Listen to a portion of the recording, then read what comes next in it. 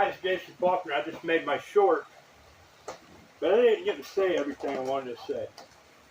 I have a finer sawzall blade with a fine tooth, but I've got this more coarse metal cutting blade also, and it'll cut this faster if I simply oil it.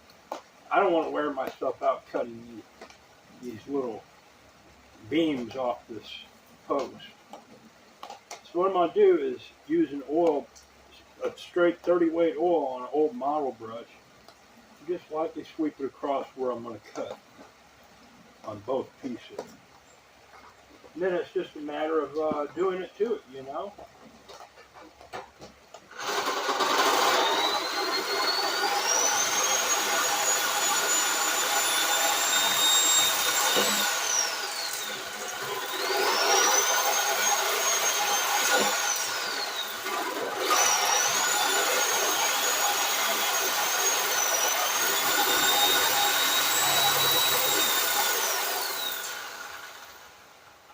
As you see, my blade slipped a few times, but I kept control of my operation. I re-engaged it appropriately in the cut without panicking. I also have my leather chipmunk. I cut an arm off scavenging a water hose washer out of the leather.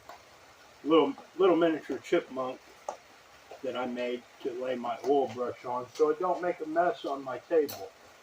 As you see, my brush fell off while I was sawing, but we can only pay attention to so many things while we're trying to get something done in our work. So let me finish putting this on here. Now remind you, it's got a slick of oil across where I'm cutting, and that's going to carry the cut all the way through. You don't have to re-oil it.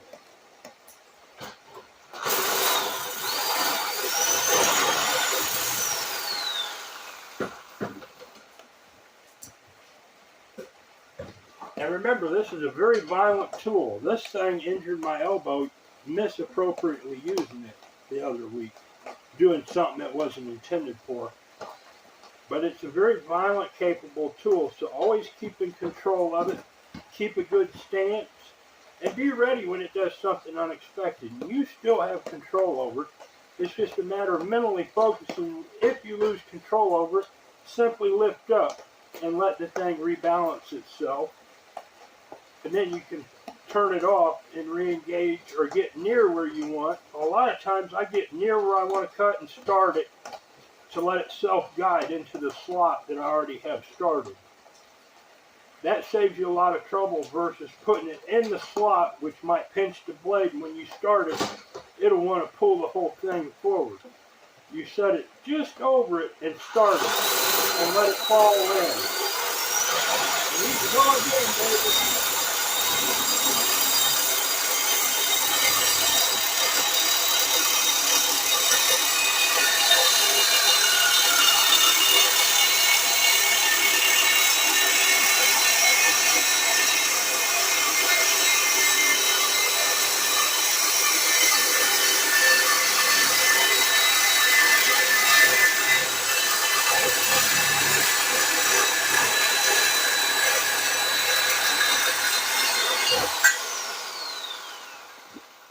I had a lot of things working for me there. I noticed one of my tools was moving with the vibration. I sort of kept a glancing eye on it. I was focused on my work 99% of the time. If you noticed at that one point, it had that slight motion, but I regained control of it and kept going because I knew it was a minor fluctuation, not a major one. If it was a major one, I would have instantly tried to turn it off while lifting up at the same time. Now I have another piece of scrap metal I can repurpose later. This is good metal to use.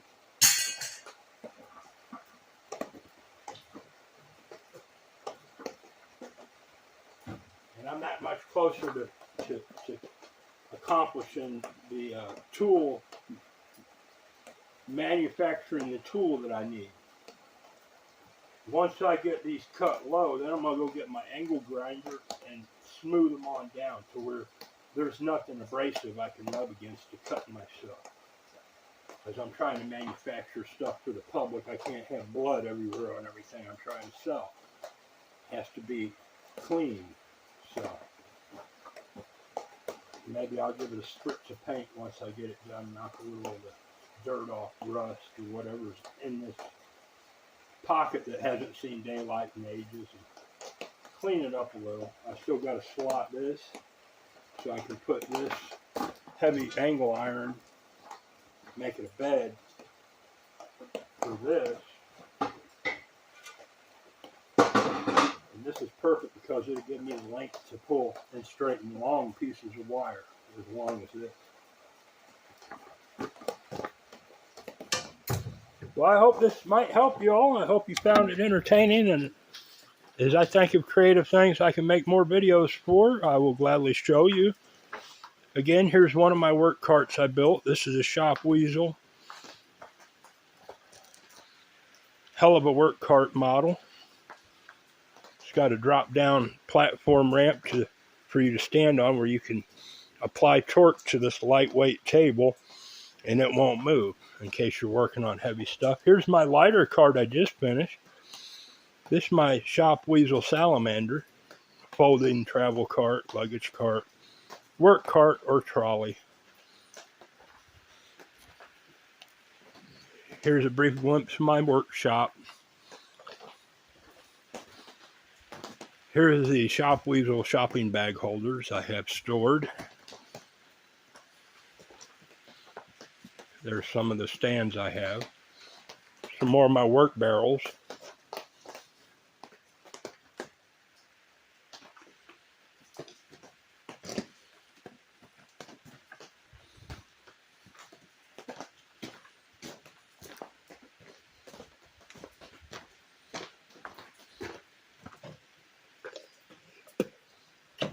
Great holiday gift ideals. These shop weasel shopping bag holders are only $5 each. Handy on hook, in hand, or on end. They have a built-in stand. Allows you to attach any shopping bag to it and make it mighty pleasurable to use in your home, office, work, whatever. Thank you. Y'all have a good day. Jason Faulkner, East Tennessee, 423-231-2241. My address is 1289 Indian Creek Road, Thornhill, Tennessee, 37881. And if you want to buy a shop weasel, you can send me $6, and I will mail you one. Just send the cash to my mailing address. The extra economical stands are only $5 each. And I have in my other videos, you'll see the deluxe stand, which is $35. Thank you. Oh, and my carts. If you're serious about buying a cart, I can manufacture you one. I can manufacture you one different. I can custom manufacture you one. I can turn this into a folding table with fold-out picnic benches. I can lengthen it. I can shorten it. I can make it taller, shorter, whatever. Motorized, unmotorized. Image stabilization platforms for photography, our film industry, production work, whatever. The sky's the limit. All you have to do is have cash and ask. I also do custom engineering, manufacturing, and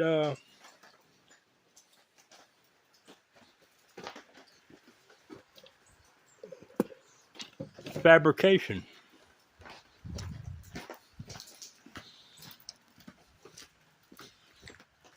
I built this deck too. I got my birds fed very well this morning. I slept late. I slept until 9. I haven't been sleeping the night through lately, this past week, like I normally would. But that's all right. This is part of the flux of life. Sometimes you have to spend late nights stanking and working. Also built that windmill. I do a lot of stuff. I did the concrete. I built the lighthouse. I put this pavilion up picked up enough walnuts last 2 weeks to fill this whole box up. Built a ship planter. Here's some of my concrete work. Built these custom concrete steps, which look pretty neat. Built the building. Dozed the land.